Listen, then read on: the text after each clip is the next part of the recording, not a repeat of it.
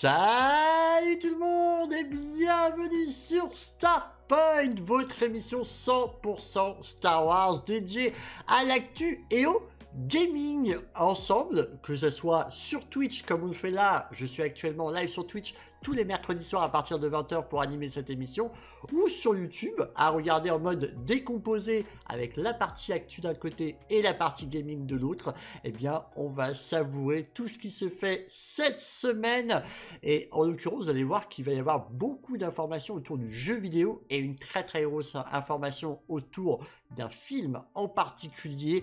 C'est une belle semaine encore une fois d'actualité et c'est notre 4e numéro de Starpoint.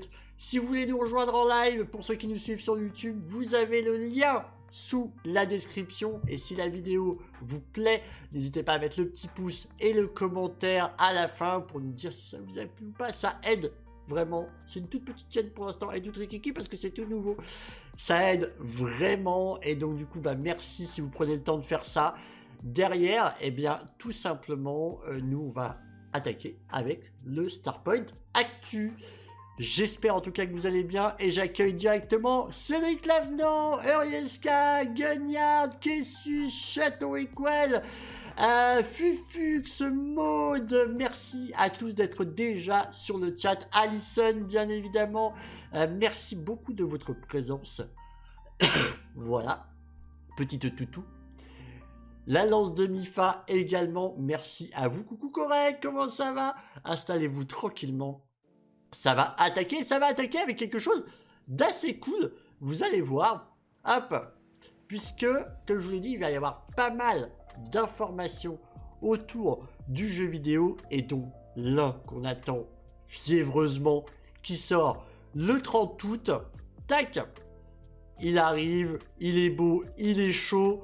Je vous parle bien évidemment de Star Wars Outlaws. Bah oui, évidemment, boum, Star Wars Outlaws qui donne une information, mine de rien, pas si anodine que ça, puisque dans l'histoire d'Ubisoft, Star Wars est le projet marketing qui pèsera le plus cher de l'histoire d'Ubisoft. C'est un record pour Ubisoft. Ils mettent le paquet comme dit Kessus. Oui. Là, vraiment, c'est limite si Ubisoft font pas un all-in. Genre, les gars sont tellement... Alors, j'espère sur 2. Parce que bon, faut quand même se dire que si le jeu flop, ça va coûter extrêmement cher cette histoire. Mais ils sont tellement sûrs d'une partie, mais confiants, je pense vraiment, et ils savent qu'ils peuvent avoir de l'or dans les doigts, que là ils donnent tout. C'est leur record historique. On va lire l'article ensemble, mais c'est leur record. Est-ce que les crédits républicains font l'affaire? C'est une bonne question. Je suis pas sûr que les actionnaire disent... Ah, je pense qu'ils vont répondre justement, non, ça fera pas l'affaire. Je suis même pas étonné. En même temps, les joueurs attendent Ubisoft au tournant depuis toutes ces années, et ils savent qu'ils n'ont pas intérêt à se vautrer. Je suis assez d'accord, c'est pour ça que je vous dis que c'est un peu comme un all-in. Donc clairement, voilà. Mais on va lire l'article. Dans une récente, qui vient de Insider Gaming pour le coup, je les cite bien évidemment, dans une interview mise à jour financière, le PDG d'Ubisoft a révélé que la société avait investi plus d'argent et d'efforts dans la commercialisation de Star Wars Outlaws que tout autre jeu Ubisoft jamais sorti. Il a également souligné que la société s'attend à un lancement fort basé sur le sentiment positif de la communauté qui circule autour du projet. Entre parenthèses, hors le bashing qu'il y a eu autour de la build d'IGN, évidemment. Cependant, une récente vidéo de gameplay qui a fait surface en ligne a suscité des commentaires négatifs, bah voilà, on y arrive, basés sur l'apparence non polie du jeu, surtout de la grotte, en l'occurrence, un problème avec la grotte, on va en parler juste après, ça va être important. Et il arrivera sur le marché dans seulement 1 mois. Et coucou MMB, comment ça va? Bah oui, ça donne quelques infos car sur d'autres jeux, ils ne faisaient quasi aucune pub car ils n'y croyaient pas ou pas assez de hype. Là, ils sont confiants. Je suis d'accord avec toi, Cassius. Alors, jusqu'à perso, j'ai pris en précommande l'édition Gold, trop hypée par le concept. Alors, qu'est-ce qu'ils disent exactement? Qu'est-ce qu'ils disent? Ce que nous prenons, j'ai pas besoin de traduction, c'est en français. Ce que nous prenons en compte, c'est un lancement solide pour Star Wars Outlaws. C'est le fait qu'il fait partie des jeux les plus attendus de l'industrie cette année et reflète un sentiment très positif de la communauté. Et aussi le fait que nous arrivons avec la plus grande campagne marketing jamais réalisée jusqu'à présent pour un jeu Ubisoft. Bon, voilà. En gros, il serait intéressant de voir les chiffres car certains titres d'Ubisoft avec Watch Dogs de 2014 ont mené des campagnes marketing magistrales comprenant de nombreuses bandes annonces, des représentations CGI et live action, des panneaux d'affichage, des spots publicitaires, etc. Certaines estimations évaluent les budgets marketing des titres Assassin's Creed à plusieurs centaines de millions. En comparaison, je n'ai pas l'impression que Star Wars Outlaws a bénéficié d'une campagne marketing aussi prolifique. Là, c'est les paroles d'Insider Gaming. Les gars, il reste un mois. Je pense qu'ils vont tout donner justement à la fin de ce mois-là. Enfin, à la fin de ce mois. Non, pendant ce mois-là. Maintenant que le jeu est gold, clairement, ça risque d'envoyer du très très lourd. Du coup, Eurioska a dit clairement qu'il était hypé de fou. Est-ce que vous, sur le chat, vous êtes toujours autant hypé malgré ce fameux un petit peu coup de cette build d'IGN qui se passait à Tatooine et particulièrement la phase qui se passait dans la grotte? On peut en parler un petit peu. Donc pour ceux qui veulent voir les images, c'est IGN qui a eu l'exclusivité de ces images-là. Moi, j'ai pris beaucoup de recul sur cette séquence-là de 10 minutes. Parce que déjà, premièrement, hors la grotte et hors l'effet d'explosion, le reste est magnifique. Déjà, il y a un moment donné, il y a un combat dans un spatioport qui est somptueux, les entrées de lumière sont très très belles, etc. Donc, on retrouve la magnificence de ce Star Wars Outlaws en termes de graphisme. Donc déjà, ça c'est assez étonnant. Il faut être tout à fait honnête, hein. Clairement, la partie dans la grotte est moche. Vraiment, je le dis en toute franchise, c'est vrai que c'est pas beau. Ça, c'est vieux, il manque de texture, etc. Maintenant, il y a deux cas possibles pour moi. La première, c'est que la build date et que IGN, demandant des exclusivités un peu à droite à gauche, etc., Ubisoft, ils ont fait bah tiens, on a une vieille build de fond de tiroir, tiens, c'est cadeau. C'est contre-productif d'avoir fait ça, mais c'est peut-être possible. C'est peut-être un vieil extrait qui date de plusieurs mois en arrière, alors que le jeu n'était pas fini. La deuxième chose, il ne faut pas oublier que c'est un jeu qui est un open world, voire un open multi-world.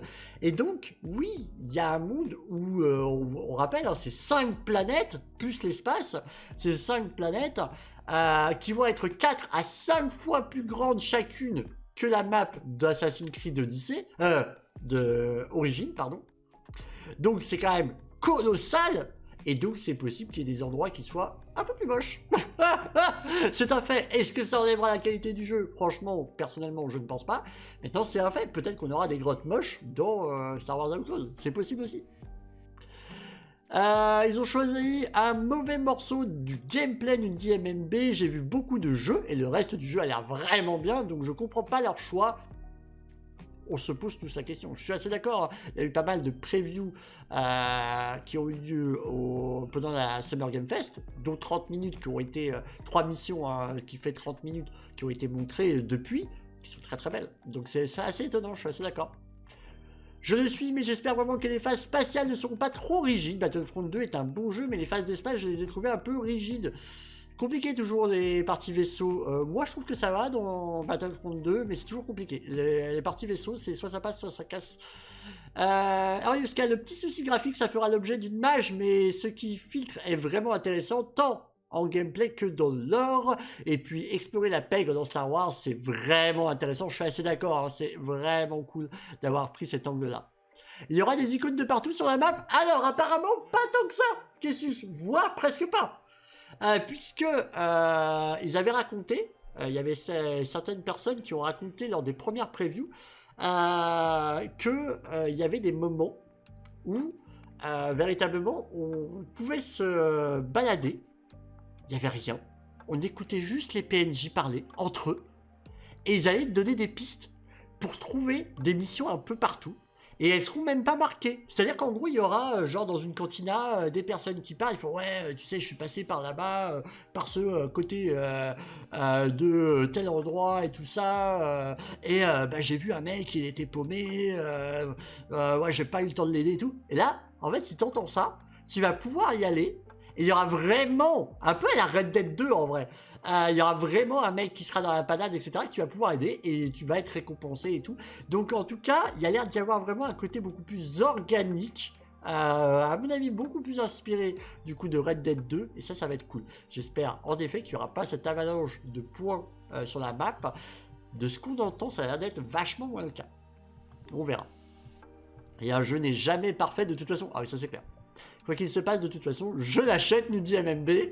Au moins, ça met clair. Gagnard qui nous dit hâte d'y jouer. Voilà, vous êtes quand même nombreux à être assez hypés. Voilà. Beaucoup de gens ont pu y jouer courant du mois de juillet. Beaucoup de médias ont pu y jouer. Ils n'ont pas encore la possibilité de donner leur avis, mais ça ne saurait tarder, évidemment, puisque là, il reste quoi, un mois, un tout petit peu plus d'un mois avant la sortie du jeu.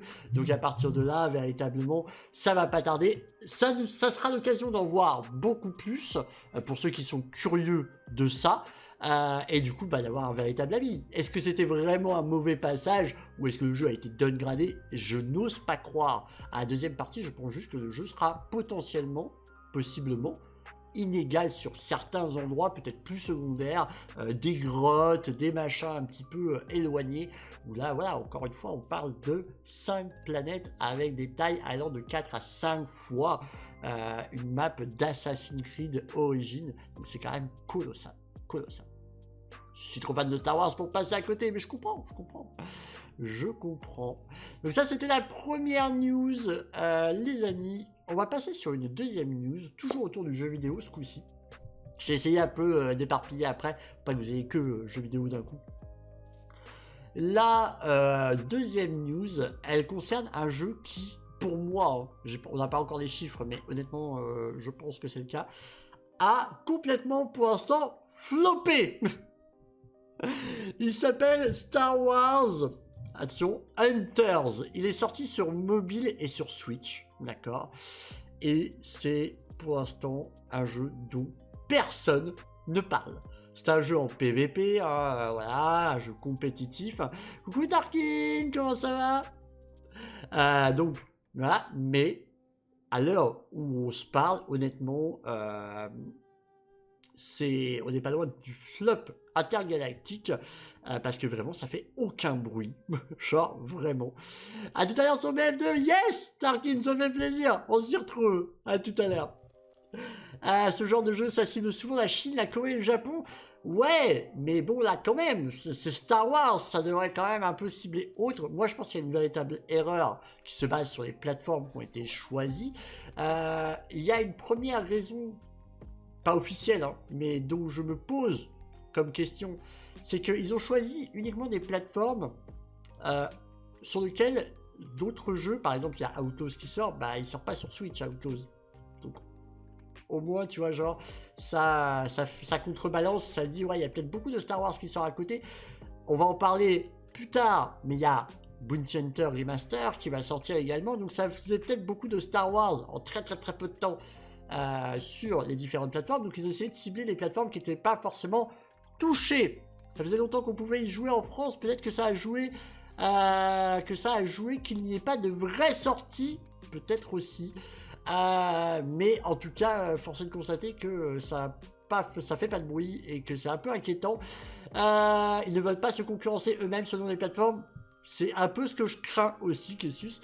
Mais du coup, je pense que tant que ce n'est pas développé sur un ensemble de plateformes, bah par exemple, c'est con, mais même les streamers, ils n'ont pas forcément envie de faire du Hunters, alors que c'est un jeu qui pourrait totalement être streamable, parce que bah ça va jouer uniquement entre joueurs mobiles et Switch, et que bah la plupart des streamers jouent sur PC ou sur les consoles next-gen, la PS5, la Xbox Series.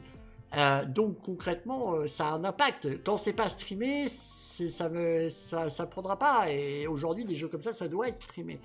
Donc c'est un véritable, pour moi, problème. Et du coup, bah, j'ai été voir un peu leur Twitter pour prendre un petit peu le pouls de tout ça. Et beaucoup demandent à ce que justement ça soit joué sur d'autres plateformes. Généralement, la réponse de Zynga, puisque c'est Zynga qui est derrière ce projet-là, généralement tombe directement dans en mode à côté, en mode merci, on prend note, mais on fait remonter l'information. Genre, voilà, ça se mouille pas, ça se mouille pas. Captain, il a posé la question autrement. Il a posé la question autrement, parce que pour l'instant, aucune autre plateforme est en effet annoncée. Il a essayé de... Vous êtes prêts? Voilà comment j'ai posé la question. J'ai une réponse plutôt intéressante, vous allez voir. J'ai posé la question comme ceci. Écoutez, j'ai hâte, en gros, que le jeu... Bah, attendez, je vais vous dire même la phrase exacte. Tac. J'ai dit... Hop. Si vous coupez... Voilà. Non, c'est pas du tout comme ça que je voulais faire. Hop. Attendez, comment on fait? Tac, c'est ça, ça, ça, hop, voilà. Bonjour, Zynga Star Wars Team. Pourrait-on profiter du jeu un jour sur d'autres plateformes comme le PC, la PS4, PS5 ou Xbox? Ou s'agit-il d'une exclusivité Switch et mobile définitive? Parce que là, si clairement c'est une exclusivité, qu'elle a été signée, actée, bah c'est sûr que sur les autres consoles, on l'aura pas. Mais, en posant la question de savoir si c'est une exclusivité définitive, la réponse, elle est un peu différente. Je dois admettre que pouvoir jouer avec toute une communauté multiplateforme serait vraiment cool. Voici la réponse de Zynga, en l'occurrence par rapport à cette question. Tac. Le petit pop-up. Nous apprécions votre intérêt pour l'extension de l'accessibilité de Star Wars Hunter à une communauté plus large. Pour le moment, nous n'avons reçu aucun détail sur la date à laquelle il sera disponible sur d'autres plateformes. Je répète la phrase. Pour le moment, nous n'avons reçu aucun détail sur la date à laquelle il sera disponible sur d'autres plateformes. Ah! Là, d'un coup, ça change. La phrase est complètement différente. Il n'y a plus de... On fait remonter l'info, merci, au revoir. C'est directement acté que il sera disponible sur d'autres plateformes, mais que la seule chose qu'il manque, c'est une date. Donc aujourd'hui, on peut le dire, Star Wars Hunter sortira sur les autres plateformes. Donc voilà, c'est là où je suis plutôt content d'avoir bien tourné ma phrase parce que ça a permis d'avoir une réponse qui est un peu différente de la plupart des réponses où ils bottaient en touche. Là, cette fois-ci, on a éliminé le côté exclusif. Et même, ils se permettent de dire que ça sera disponible, mais qu'ils n'ont pas la date. Donc franchement, vous avez cette petite info. On pourra probablement, un de ces quatre, s'amuser ensemble avec toute la communauté à Star Wars Hunter, peu importe la plateforme et tout, ce serait cool. On est d'accord, Yoska, ce serait cool. S'il sort sur PS5, j'y jouerais pour voir. Bah pareil, on y jouerait ensemble. Et ça, ce serait génial. Voilà. Donc là, voilà, vous avez cette réponse-là de la part directement de Zynga. Prenez-le, c'est cadeau. Mais c'est trop cool. C'est trop cool qu'on ait eu cette réponse-là. Voilà. Donc ça avance pas à chemin public, on sait pas quand. Moi, pour moi, véritablement, ça sera au moment où tout sera un petit peu tassé avec Star Wars Outlaws, avec Star Wars Bounty Hunter, etc. Vous allez voir qu'on en parle aussi dans l'émission, mais il y a un autre jeu qui est sorti sur une plateforme, Star Wars, là, il y a quelques petits jours. Ça n'arrête pas. C'est-à-dire que là, cet été, c'est vraiment le mois, c'est vraiment l'été Star Wars, c'est dingue. Donc vraiment ça n'arrête pas et donc je suppose que c'est par rapport à toute cette avalanche-là que tout le monde met un peu ses billes à droite à gauche et que donc du coup ils se disent on va pas sortir là sur PS5, les gens ils vont jouer à Outlaws ou peut-être à Star Wars Bounty Hunter, voilà. Je pense qu'ils vont attendre que tout ça respire et passe sur autre chose. Qu'est-ce que vous en pensez, vous? Est-ce que ça vous hype un peu, ce petit Star Wars Hunter, sans être le jeu le plus incroyable, mais au moins pour s'amuser tous ensemble? C'est du PVP, hein, il y a du piou-piou, il y a du sabre laser, il y a un petit peu de tout. Voilà, c'est du combat joueur contre joueur, dans des arènes. Voilà, chacun des personnages a des coups spéciaux particuliers. Voilà. C'est sans prétention, en toute franchise. C'est du jeu Zynga, hein. De toute façon, on commence à connaître un petit peu la team. Voilà, il faut pas des jeux triple A incroyables de la Terre. Mais bon, ça peut peut-être redonner de l'intérêt avec une sortie qui pourrait être cross-platform, enfin sur toutes les plateformes. Ça pourrait être cool. Voilà, donc dites-moi, hein, je suis assez curieux d'avoir votre retour, savoir si c'est quelque chose qui vous hyperait un peu ou pas du tout. Donc Oriescal t'avais dit que tu serais assez chaud si ça sortait sur PS5, au moins de pouvoir jouer pour voir. Château Recall, trop bien, oui. Tac, MMB qui dit je sais pas, à voir. On verra bien, écoutez. Mais ça peut être, en tout cas sympatoche, qu'enfin il libère la licence à d'autres plateformes. Donc ça c'est la petite info. Voilà, à réfléchir, oui. Je vous sens pas du tout hypé sur ce jeu. Vous y allez tellement... Il y a que Chaton qui est en mode ouais, trop bien, un jeu Star Wars, là, let's go. Les autres c'est... pas chaud, hein. Mais en vrai, un jeu Star Wars, honnêtement, cross-platform, ça ferait un peu du bien, hein, en vrai. Après, c'est sûr que voilà, faut voir la qualité du truc, mais ça ferait un peu de bien parce qu'on n'a pas vraiment, tu vois, là on va jouer à Battlefront 2 tout à l'heure, il n'est pas cross-platform, ouais ça manque quoi, qu'on ait un petit jeu communautaire là qu'on peut jouer tous ensemble, donc bon, à voir, écoutez, on verra bien, je vous sens pas hypé, vous avez le droit, hein, vous avez le droit, mais en tout cas il n'a pas hypé le monde depuis sa sortie, on verra, écoutez, avec le temps, si les choses vont évoluer, mais au moins c'est honnête, hein, vous avez le droit. Petite pause pour vous dire, il n'y a que Squadron, mais ça fait public restreint. Ouais, c'est ça, parce que voilà, c'est vraiment un jeu focus sur du jeu de pilotage de vaisseau. C'est pas forcément le kiff de tout le monde. C'est vrai que ça fait un peu restreint, ça fait un peu niche. Et coucou Aurel, je t'ai même pas vu passer. J'espère que tu vas bien. Petite pause sur les news. Attention sur le chat, rapidement. Et sur YouTube, vous pouvez jouer dans les commentaires. On est où? À chaque Starpoint, nouveau décor. Hein. On est où? Allez hop hop hop, je veux que ça aille vite. Pap pap pap pap pap. Qui aura la première bonne réponse sur le chat? Dans quel décor nous trouvons-nous? Ouais mais en vrai, un jeu multi mais spécial ça pourrait être cool. Ouais c'est ça. Et non, non, c'est pas Mustapha, c'est pas Tatooine. Ah oui bah je sais qu'il vous gêne ce panneau là. Je m'écarte un peu. Tu chauffes. Oh elle est belle Kessus. Je m'écarte un peu. Regardez cette forme. Je sais pas, j'écoute, juste je regarde pas, bah oui. Regardez-moi cette forme. Ça vient pas, hein. Dis donc. Bah alors. J'ai donné un gros indice tout à l'heure sur épisode 9 au début. Non, parce que, alors épisode 9 au début, sache que personne l'a reconnu. C'est pas il est où. Personne l'a reconnu, mais on est sur... sur Mustapha, hein, quand Kylo Ren il prend le premier holocron, personne n'avait reconnu la planète sur le coup, mais c'est Mustapha. Épisode 8, c'est tout ce que je peux sortir. C'est épisode 8. Épisode 8, tout à fait, c'est épisode 8. Une grotte comme ça avec des cristaux. Des cristaux, ça, hein. C'est des cristaux.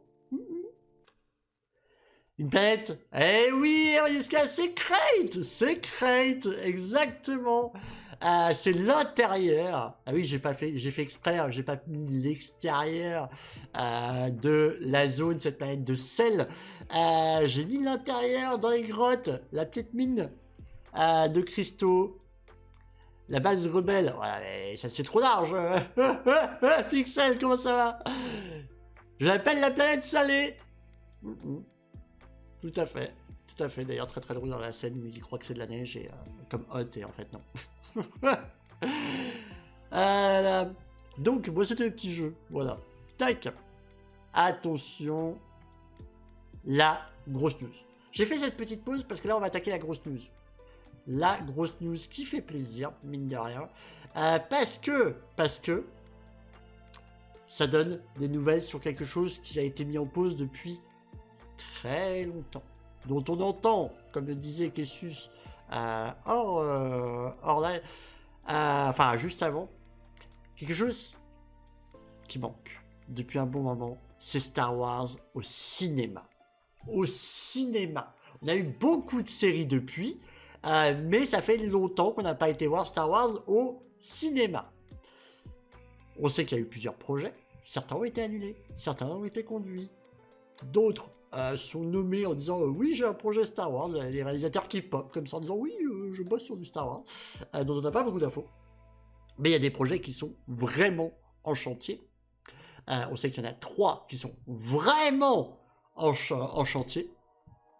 L'un qui est sur le nouvel ordre Jedi, nom de code, c'est pas le vrai nom de code, attention, hein, épisode 10, mais c'est juste pour dire que ça se passera après l'épisode 9, à peu près 10 ans après. Hein. Donc, ça qui sera la suite, du coup, avec Rey. Donc, Daisy Ridley qui reprend son rôle.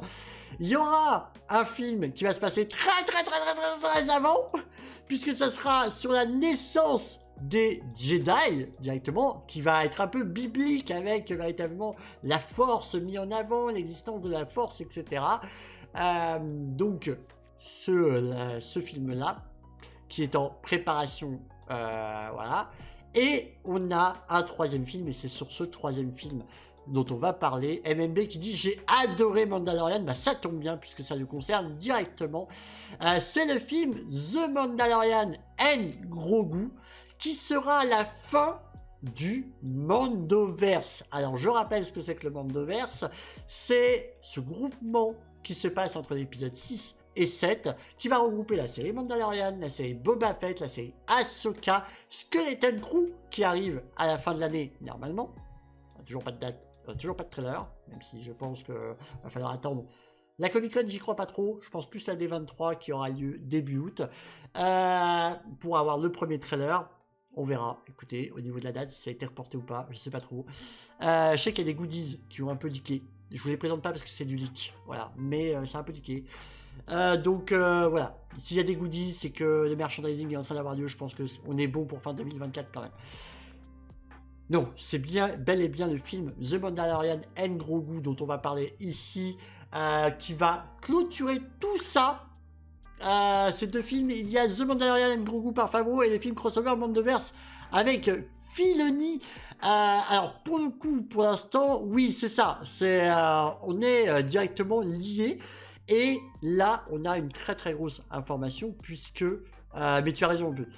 C'est Favreau qui est sur The Mandalorian and Grogu, tout à fait. Et là, on a l'info, puisque attention, vous êtes prêts? Si ça veut bien. Ouais. The Mandalorian and Grogu ont filmé des scènes sensibles au temps. Des scènes sensibles au temps, on va rentrer en prévision avec ça. Le tournage principal commencera dans 3 semaines. Ça y est, on tourne du Star Wars au cinéma. Si c'est pas beau ça. Si c'est pas beau, alors on va rentrer en détail. Hein. On va rentrer en détail, les amis. Donc ça y est, hein, il a été largement rapporté que le tournage de The Mandalorian and Grogu aura commencé à la mi-juin. Les rapports de Collider, de moi-même et même de l'acteur de Din Djarin, Brenda Wayne, indiquaient tous un début en juin pour le premier film Star Wars de Lucasfilm depuis 2019. The Rise of Skywalker, l'ascension de Skywalker, bien évidemment. Le mois de juin est passé sans mise à jour sur les débuts de tournage. Il y a plus d'une semaine, j'ai signalé que le tournage principal du film de Jon Favreau n'avait pas encore commencé malgré les plans initiaux pour un début officiel en juin. Le retard du tournage n'a absolument rien à craindre. The Mandalorian and Grogu ne devrait pas sortir en salle avant 22 mois, puisqu'il est prévu pour le mois de mai 2026, hein, je vous le rappelle. En l'occurrence, Lucasfilm a suffisamment de temps pour s'assurer que le scénario est conforme aux normes et que le tournage principal durerait environ 3 à 4 mois, ce qui donnerait à la production suffisamment de temps en post-production. Et ça aussi, c'est une très bonne nouvelle. C'est-à-dire que c'est pas une course contre la montre, ils prennent du temps pour la post-prod. Ça veut dire que normalement, niveau FX, on doit avoir ce qu'il faut. Là, on reprend des rythmes qui sont même, parce qu'on le sait, hein, l'épisode 9 a été fait à la vitesse un peu de la lumière, parce qu'il se donnait 3 ans, oui, sauf que, je rappelle le contexte de l'épisode 9, hein, à la base, c'était le scénariste des Jurassic World qui devait s'en occuper, j'ai bouffé son nom, mais vous allez me le rappeler sur le chat. On a eu tous ces artworks, hein, et même son synopsis qui est tombé, mais du coup, Disney l'a refusé, en disant que du coup c'était trop sombre, etc. C'est marrant parce que maintenant on parle de classé R potentiel avec Disney, que ce soit pour Wolverine, Deadpool et Wolverine, ou encore le Alien qui arrive. Mais donc c'est jugé trop sombre pour Disney. Derrière, du coup, c'est Didier Abrams qui récupère le bébé, qui avait des envies avec Carrie Fisher, sauf que Carrie Fisher malheureusement nous a quittés avant que le film Star Wars épisode 8 ne sorte au cinéma. Donc du coup le scénario a été revu un nombre incalculable de fois, et donc il a été fait vraiment mais dans la précipitation. Je vais pas vous mentir, ça se voit, hein. Donc là, voilà. Pour l'instant, ça a l'air de bien se passer. Quand il y a des thunes à se faire et une grosse fanbase active, Disney ne trouve rien de trop sombre. Tu sais, au début, si, parce que Disney, véritablement, au début, les projets sombres, ils étaient pas trop pour. Hein. Véritablement, ils étaient prêts. Et c'est là où on voit d'ailleurs, petit aparté, mais on voit les premiers retours de Deadpool et Wolverine qui ont l'air d'être très bons. Et c'est l'une des premières grosses productions classées R de chez Disney. Comme je l'ai dit, s'en suivra du coup le Alien. Mine de rien, ça y est, il commence à libérer les chevaux. Et on a vu ensemble la déclaration du coup de Filoni qui disait que, donc qui est aujourd'hui le directeur créatif de Lucasfilm, qui a dit que s'il y avait une bonne idée classée R, je vois pas pourquoi il la refuserait. Voilà, c'est clairement. Il est pour la bonne idée plus que pour la classification, donc ça a libéré les chevaux. Coucou Yarvuk, comment ça va? Ah mince, Nobody Wants to Die, c'est Star Wars aussi? Non, pas du tout. Donc, pourquoi je suis en mauvaise catégorie, c'est ça que tu es en train de me dire? C'est complètement pour ça. D'accord, attends. Alors là, vous êtes en direct sur l'émission, hein, mais hop. Et voilà, comme ça, on est mieux. Tac. Ellen Ripley est devenue une princesse Disney. Un peu. Je me demande comment ils vont faire pour le public qui n'a pas vu les séries du Mandoverse. Il y a un risque que ça soit un peu bancal. Alors tu sais, Yoska, je pourrais me poser un peu la même question. Je me posais, même premier degré, la même question à l'époque sur la série Ahsoka. Pour ceux qui n'avaient pas vu Rebelle. Je me suis dit, et même quand je l'ai vu, hein, je me suis dit, mais attends, mais t'as des personnages, ils pop, genre Ezra, il pop, personne sait qui c'est, tu vois, genre pour ceux qui n'ont pas vu Rebelle. Et ça, apparemment, il y a beaucoup de gens à qui j'ai parlé, ça les a pas du tout dérangés. Ils étaient contents de découvrir un nouveau personnage. Donc à voir comment ça va être tourné. Mais oui, ça va être un défi, ouais, clairement. Ça va être un défi. Hop. Donc, à voir. On en était où? Tac. Un initié fiable de Star Wars, Making Star Wars, a fait le point sur la situation du prochain film via le réseau social Thread, qui a récemment partagé des images des décors. Alors je vous laisserai les voir pour les curieux. En cours de construction pour The Mandalorian and Grogu, a révélé que le tournage principal du film n'avait pas encore commencé, bien que Lucasfilm ait filmé certaines scènes avec un casting limité, probablement en raison de la sensibilité temporelle de certains membres du casting.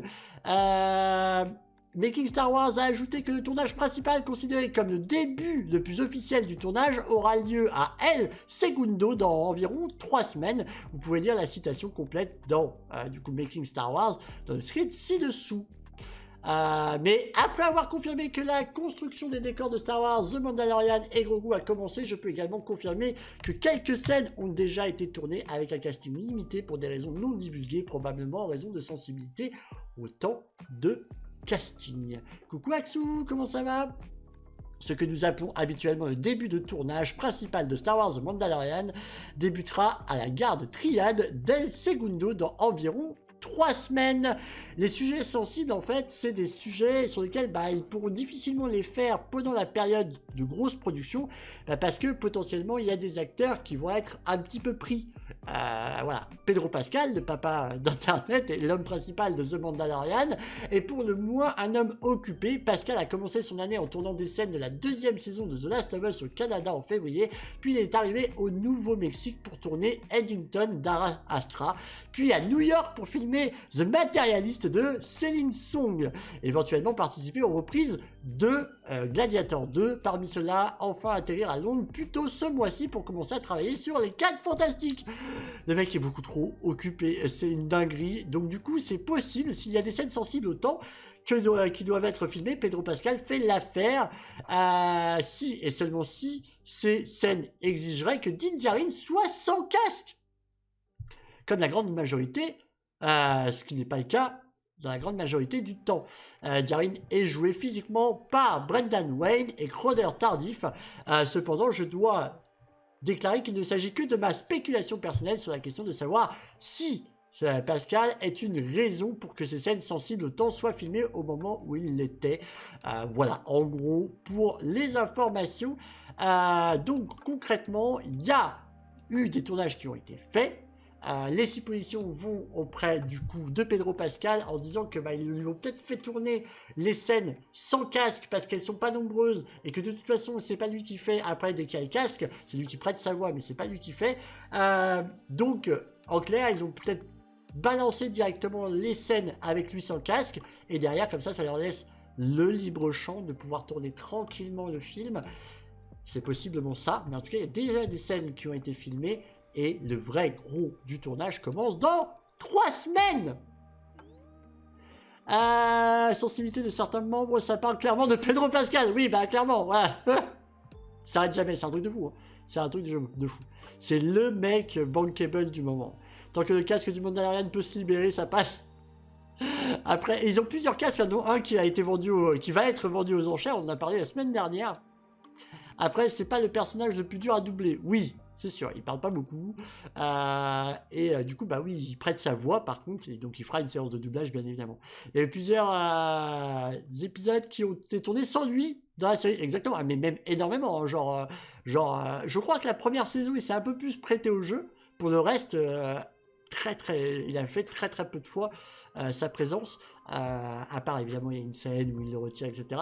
Et tout le doublage, par contre, mais oui.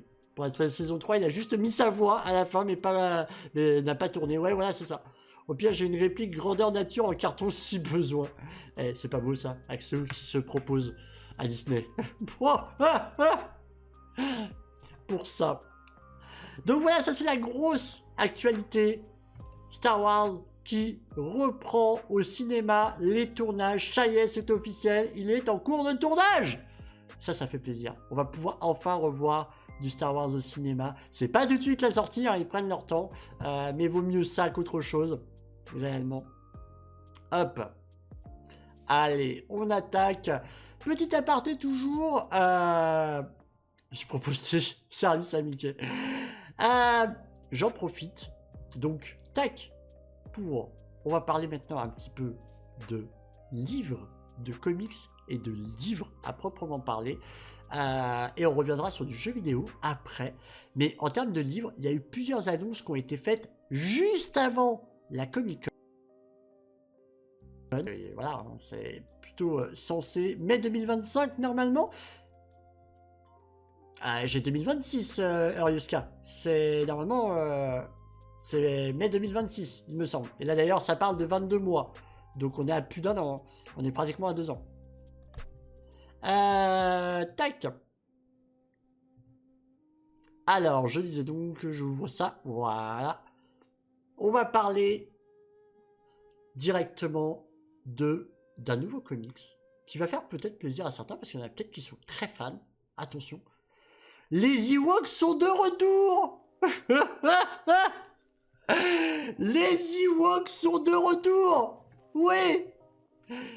La série de bande dessinée Ewok révèle ce qui est arrivé à la bataille des guerriers les plus courageux d'Andorre. Donc c'est une série de comics qui va sortir. Regardez, vous avez une petite image d'illustration ici, hein, c'est la couverture. Donc ça c'est du premier volet. Il y en aura plusieurs. Voilà. Tac. On a que la coupe du premier, je crois. Donc c'est en octobre prochain que Star Wars Ewok de Steve Orlando, Alvaro Lopez et Laura Braga raconte une nouvelle saga qui se déroule juste après les événements du retour du Jedi. Donc si vous êtes assez fan des petits Ewoks, je vous rappelle qu'il y a 2 téléfilms absolument catastrophiques qui existent, qui ne sont plus canons. Hein. Donc, clairement, c'est voilà. Si vous savez pas quoi faire, mais que vous êtes vraiment fan, non, c'est pas le Holiday Special, Gugu. Attention, non, c'est vraiment 2 téléfilms que vous pouvez découvrir directement, qui sont dispo sur Disney+. Hein, n'hésitez pas. Je vous rappelle aussi qu'il y avait eu une série animée à l'époque des Ewoks qui passait à l'époque sur le Club Dorothée. Donc, mais depuis on n'avait plus rien autour d'eux. Cette année marque le 40e anniversaire des aventures continues des Ewoks. Au-delà des films Star Wars, l'aventure Ewok est également connue sous le nom de la Caravane du Courage, fait suite à la popularité des créatures adorables mais redoutables qui ont assuré la victoire de la rébellion lors de la bataille d'Andorre dans le retour du Jedi. Pour célébrer cet anniversaire et le puissant héritage des Ewoks, ils joueront dans une nouvelle série de bandes dessinées limitée à 4 numéros. Voilà, Star Wars Ewok. C'est marrant parce que je vois tome 1, une recette de ragoût de Trooper. Je vous rappelle que ces petites créatures, tout aussi adorables qu'elles puissent être, sont des fucking cannibales. Et c'est des bouffeurs d'humains. D'accord? Alors à chaque fois, on les dépeint de manière très mignonne. Voilà, je vous rappelle en effet que dans le retour du Jedi, ils cherchent à faire cuire nos héros. Mais même, c'est dans le Nord, hein, à la base. C'est des bouffeurs d'humains, d'accord? Mais on dit cannibale quand c'est pas des humains? Ah, je sais pas. Tu veux dire comment? Il y a Chaton qui dit qu'elle est méga fan des Ewoks. Alors il y a Sky qui répond: je les trouve cool, mais je sais pas si ça vaut le coup de faire une série de comics. Bah en vrai, il y a 4 épisodes. Ça va aller très vite quand même. Voilà, ça va aller très vite. 4 épisodes. Voilà. Alors là, ça revient un petit peu sur les 40 ans des Ewoks. Véritablement, on peut en parler si vous voulez. J'ai vu les 2 téléfilms. Je vous rappelle que c'est des téléfilms qui ont été scénarisés et produits. Alors le deuxième a été scénarisé par Lucas et les 2 ont été produits par Lucas. Dans le deuxième, non, aucun n'a été réalisé, je crois, par Lucas. Je veux pas dire de conneries, mais aucun. Bon, voilà. Ah, non, mais juste, je suis le pigeon de base, je vais acheter et lire, c'est ça le pire. Ah, je me rappelle de l'aventure des Ewoks avec Dorothée à la narration et la chanson du générique. Alors, scandale, puisque sur Disney+, c'est pas la version où c'est Dorothée qui fait la voix off. Donc c'est un peu petit scandale. Il y a eu 2 versions. Avec, il a été redoublé, le premier téléfilm des Ewoks. Et du coup, celui sur Disney+, c'est pas avec Dorothée. Scandale. Ça aurait pu remonter quelques points. C'est de la viande, l'homme pour eux. Ouais, c'est pas faux, c'est vrai, c'est peut-être pas cannibale, ouais, c'est viandosaure du coup, mais... Ça marche Gugu, pas de soucis, et tiens-moi au courant aussi, mais tu me diras, au fur et à mesure, c'est pas grave. Pas de soucis. Mais donc voilà, oui, si vous voulez le regarder... En fait, le premier téléfilm, juste pour vous dire, il y a des vrais animaux sur Endor.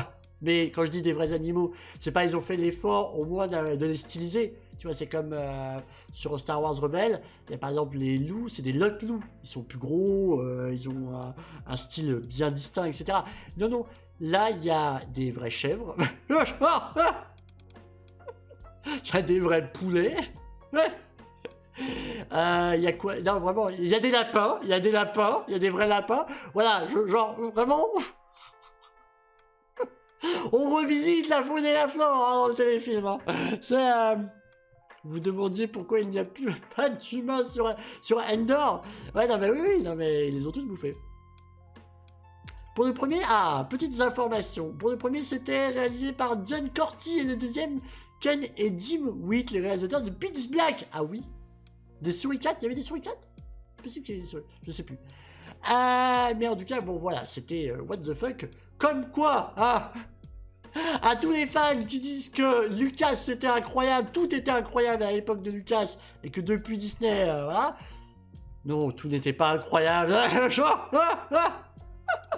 Arrêtez, je comprends le tri sélectif, mais là bon quand même, bon. Il y a eu des choses qu'on... Il y a quand même, voilà, c'est facile d'oublier des choses. Oui, quand tu vois la famille, c'est la petite maison après. Non, je te jure. Des bestioles, j'ai plus les noms. Ouais, non, c'est ça. Tout est incroyable. Ah oui, non, mais oui, bah, t'écoutes certains, je mets des guillemets, fans de Star Wars. Oui, j'ai mis des guillemets. Oui, à l'époque de Lucas, au moins, tout était sérieux, crédible, tout avait du sens, etc. et tout. Oh, un jour, je prendrai le temps de parler des propos. Je vous jure, je le dis à chaque Starpoint, mais je vous jure que c'est... En fait, le problème, c'est que j'ai tellement pas envie de me planter, parce que j'ai tellement pas envie de dire de conneries que je prends mon temps, et je sais pas encore comment je vous le présenterai, mais... Lucas, à l'époque, entre 2000 et 2010, les propos sur l'univers étendu... Oh la vache! C'était violent, hein. Donc, accrochez-vous, hein. Donc, non, voilà, c'est particulier, hein. Et produit par Lucas, du coup, oui, c'est ça. Lucas a merdé dans les grandes largeurs par moment et c'était emmerdé, c'est un emmerdeur de première. Apparemment, oui. Sur certains trucs, oui. Bon, le bon côté de la dernière trilogie, c'est que les gens disent que Lucas c'était pas... Ah bah, oui, non, mais je te jure. Faudrait faire un Starpoint hors série de 12 heures là-dessus, non mais je te jure. Alors que pour le 1, 2, 3, ils étaient insultés. Ah mais oui, mais bien sûr, Mais tu sais, il faut toujours un bouc émissaire. Genre, à l'époque de la prélogie, Lucas, il s'en prenait plein la gueule. Et comme par là, une fois que ça a été Disney qui a repris le bébé, mais la prélogie est exceptionnelle. Ces gens-là, j'en peux plus. Ah oui, non mais à ce point, hein, chaton, je te jure. Il vaut mieux les ignorer, ces gens-là, leur donner de la visibilité inutile. Je suis assez d'accord, ouais, t'as raison, Euroscar. Mais c'est par contre très important de faire, à mon avis, un point sur ce qu'était l'univers étendu à l'époque de Lucas, parce que pour beaucoup, et c'est de la faute en termes de com, de Disney, mais pour Lucas, à part ses productions, rien n'était canon, hein. Pour Lucasfilm, c'est différent, c'est là où c'est un peu compliqué, mais pour George Lucas himself, l'univers étendu n'était pas canon. Donc c'est quand même extrêmement important de bien distinguer tout ça, c'est un bordel, mais voilà. Lucas était un génie, il faut le reconnaître, mais il a eu des comportements vraiment... Bah, c'est un très très bon créateur d'univers. Après, en termes de gestion, par exemple d'acting, etc., c'est pas forcément le meilleur. Il y a beaucoup de choses sur lesquelles ça va pas. Et si aujourd'hui, par exemple, l'Empire contre-attaque est vu comme l'un de ses meilleurs films, bah, c'est pas lui qui était la réalisation. Donc voilà, comme quoi, voilà. Mais ce serait intéressant, ouais, vraiment, de faire ça. Allez, on accélère parce que le Starpoint, là, on s'étale. Et on doit retrouver à 21h les petits pères. Hop, allez, on continue. Tac. Au niveau des projets, il n'y a pas que les Ewoks, puisqu'il y a plein de projets qui ont été annoncés, dont Star Wars, la bataille de Jakku. Pour ceux qui étaient là pendant le gaming sur Battlefront 2, ça doit vous parler évidemment. Vous envoyez les restes dans l'épisode 7, donc le réveil de la force. Je vous montre 4 numéros également pour Star Wars The Battle of Jakku Insurgy Rising, qui va raconter nos héros entre l'épisode 6 et l'épisode 7. Donc véritablement, c'est presque du Battlefront de la bataille de Jakku. Oui. Vous avez tous entendu ça? C'est une catastrophe. Donc on va y retrouver des personnages majeurs. Et ils disent aussi, alors je sais plus où, il faut que j'ai vraiment, il y a à un moment donné, tac, je vais vous dire quand même, mettant en vedette des personnages principaux comme Luke et Leia, ainsi que de nouveaux héros et méchants qui ont joué un rôle déterminant pendant cette période passionnante. Les 3 séries Battle of Jakku combleront le fossé entre la trilogie originale et la trilogie suite comme jamais auparavant, révélant des informations clés derrière les conséquences de la bataille d'Endor et de la disparition de l'Empire, y compris les plans d'urgence secrets de l'Empereur, encore une fois, coucou Battlefront 2, et présentant les menaces choquantes et avides de pouvoir qui ont émergé pendant cette période d'incertitude. Donc voilà, une bonne période, et véritablement, mais ça, c'est en plein cœur de ce qu'on a vu avec le scénario de Battlefront 2 qui est canon, je parle bien du Battlefront 2 d'EA, DICE, Motive et Criterion, donc auquel on a joué. Captain, c'était dans le cahier des charges quand on a signé le contrat modo avoir de l'humour. Pardon, j'ai cru que c'était moi qui avais mal prononcé. Donc voilà, et pardon, vous voyez, je vais aller trop vite. Chose aussi qui pourrait plaire à beaucoup de monde. Il y a un autre comics, ça n'arrête pas, tac, qui va se passer aussi sur la période préquelle, donc sur la période prélogie, qui va sortir. Hop, vous avez la cover ici, ça n'arrête pas. Dark Horse, cette fois-ci, donc a publié plus d'informations sur son prochain roman. Ah, c'est un roman graphique, pardon. C'est un roman graphique, y compris une liste complète des écrivains et des artistes derrière le prochain titre de couverture révélé. Aussi, attention, hop, la nouvelle encyclopédie Star Wars. Il y a beaucoup de choses. La nouvelle encyclopédie Star Wars, donc vous voyez la cover ici, avec une préface de Rosario Dawson, donc celle qui joue Ahsoka. Donc, vous savez qu'ils sortent régulièrement des Star Wars encyclopédies, mais du coup, ça se met à jour très régulièrement, parce que évidemment, il y a toutes les nouvelles séries, etc. qui arrivent. Donc, du coup, l'encyclopédie, elle grossit. C'est pour ça, d'ailleurs, que vous voyez beaucoup de présence sur la cover de ce qu'il y a eu de nouveau depuis Disney. On y voit Luke en mode épisode 8. On y voit Ahsoka, Rey.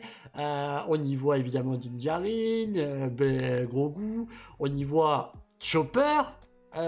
Évidemment, voilà. Donc, on y voit. Donc, l'encyclopédie grossit et la nouvelle encyclopédie arrive. Il sera traduit en français. Oui, les anciennes étaient sorties en France, donc je vois pas pourquoi celui-ci ferait exception. Mais donc voilà, là on a cette nouvelle encyclopédie qui est également prévue. Allez, on enchaîne. Petite information supplémentaire, on a eu un trailer. On va faire péter le PEL, je te jure. Pardon! C'est pas un vrai trailer, les amis, c'est un petit teaser, mais vous le voyez. C'est un petit teaser qui nous montre Boba Fett qui sera débloquable dans Bounty Hunter Remaster qui va sortir le 1er août, qu'on fera en live, bien évidemment. Donc voilà, un Bounty Hunter Remaster qui promettait de mettre un easter egg qui n'était pas dans le jeu officiel, c'est-à-dire que si on finit le jeu à 100%, on pouvait jouer avec Boba Fett et donc pas que son père Django. Du coup, voilà, chose promise, chose due, il vous montre Boba Fett. Et pour conclure, qui est chaud là pour ce Bounty Hunter? On va le faire en live la semaine prochaine, les amis. Qui est chaud, donc ça sort le 1er août sur PC, Nintendo Switch, Xbox, PS4 et PS5. Hop. Donc ici, moi pourquoi pas. Et alors pourquoi le son continue? Tac, voilà. Et on termine ces actualités par une information. Sachez qu'un jeu Star Wars vient de débarquer sur PC. Donc, pareil, l'indifférence la plus totale. Vous répondez oui à moi, pourquoi pas Andy Allison, Chaton, moi à voir, RSK, oui, pour découvrir. Là, on découvre Star Wars Galaxy of Heroes sur PC. C'était un jeu mobile à la base. Et il est débarqué le 17 juillet sur PC en accès anticipé. Mais ça y est, il est disponible. Il est gratuit, il est free to play. Donc si vous voulez vous lancer, ça met en avant toutes les périodes de Star Wars. Je ne sais pas si vous avez déjà joué au jeu sur mobile, parce que le jeu sur mobile, il date de 2015. Je vous laisse imaginer la dinguerie. Et bah donc, comme quoi, hein, une licence ne meurt jamais. Là, et lui, il cross-platform avec la mobile. Donc si vous jouez sur mobile pendant que vous êtes en voyage, on peut jouer à la manette? Non. Tu peux y jouer sur ton mobile, parce que en fait, c'est du RPG tour par tour. Donc c'est juste à cliquer. Tu peux y jouer sur ton mobile et sur ton PC, avec la souris. Mais c'est pas là, ce jeu-là, c'est vraiment un jeu tour par tour. Donc en fait, tu lui dis, je fais cette attaque-là pour lui, cette attaque-là pour lui, etc. Donc c'est un jeu voilà, qui se joue à l'époque sur mobile et qui est là, dispo, ça y est, sur PC depuis le 17 juillet. Donc si vous avez envie d'y jouer, bah let's go. Il est opérationnel. Et merci beaucoup pour le follow, Shaina Locatelli. Merci beaucoup. Merci à toi. Bienvenue à bord. Bienvenue sur Starpoint, l'émission Star Wars. Ah là, non, je ne peux pas le tour par tour. Ah oui, mais c'est du jeu mobile. Enfin, tu sais, c'est sur PC aussi, mais c'est à penser comme un jeu mobile. Donc c'est vrai que sur un jeu mobile, il vaut mieux que ce soit au tour par tour, parce que t'es dans ton bus et t'as l'arrêt ou machin truc et tout. C'est un peu compliqué de faire un jeu full action, un action RPG pour ça. Donc voilà, c'est plus adapté pour ça. En tout cas, ça c'est disponible, ça y est, directement. Voilà, on a accéléré un petit peu sur les news, heureusement, on a pris du temps en fait sur les news principales que sont Star Wars Outlaws, véritablement, qui est l'annonce pour Star Wars Hunter que du coup Zynga nous a dit, et l'arrivée au cinéma, le retour de Star Wars au cinéma, le tournage qui a débuté et qui prend son plein tournage dans 3 semaines. Ça, c'était les grosses informations. On a un petit peu expédié, mais sachez donc que je récapitule qu'il y a une tonne de comics qui arrivent, l'un sur les Ewoks, l'autre sur la bataille de Jakku, donc la situation qui se passe entre l'épisode 6 et l'épisode 7. Là encore une période qui est plutôt bien exploitée avec le Mandoverse. Aussi des jeux comme Star Wars Galaxy qui arrivent sur PC, et Bounty Hunter qui montre son Boba Fett débloquable. Et bien, pour ceux qui nous suivaient sur YouTube, j'espère véritablement que ce nouveau Starpoint Actu vous a plu. Un maximum de news. On se retrouve, si vous le désirez, comme chaque semaine sur Twitch à partir de 20h pour avoir le plein de news et le vivre ensemble. Vous avez vu qu'on a interagi avec le chat. C'est pour ça que des fois on prend un peu plus de temps sur certaines news plutôt que sur d'autres, parce que ça vous alimente plus, vous avez plus envie de débattre sur certaines news que sur d'autres, etc. C'est vivant. Le but véritablement de ce format, c'est que c'est vivant. Donc merci à vous d'avoir suivi. Si vous êtes sur YouTube, n'hésitez pas à mettre le petit pouce, le petit commentaire juste en dessous, ça aide énormément à faire connaître cette toute petite chaîne qui pour l'instant, mais qui voilà, fait que naître. Merci à vous de votre soutien pour ça. N'hésitez pas à partager la vidéo également. Merci beaucoup YouTube. Merci de nous avoir suivis. Nous on va continuer et on va jouer à Battlefront 2 en multi. Merci à tous. Ciao ciao.